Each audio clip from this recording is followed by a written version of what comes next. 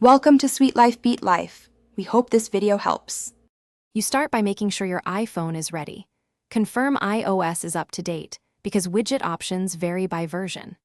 Once done, long press an empty area or any app icon until everything jiggles. This is called jiggle mode.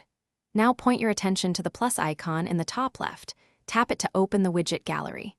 You're doing this to access built-in and third-party widgets quickly, so you can choose size and function before placing them on your screen. You'll now select the widget and tailor it to your needs. Scroll the gallery and choose a size, small, medium, or large, because each occupies different grid units on the home screen. If a widget offers settings, tap Edit Widget to pick accounts, lists, or data sources. This is why customization matters. To create a stack, drag one widget on top of another of the same size. Once stacked, swipe through views. Make sure to position things where they are most convenient for you. You're almost finished. Tap Done or press the Home button to exit jiggle mode, then take a moment to rearrange icons so widgets sit where you expect them.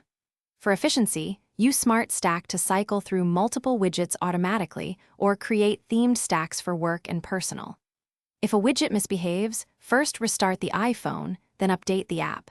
If the problem persists, remove the widget and re-add it. These steps solve most issues, so your widgets stay reliable.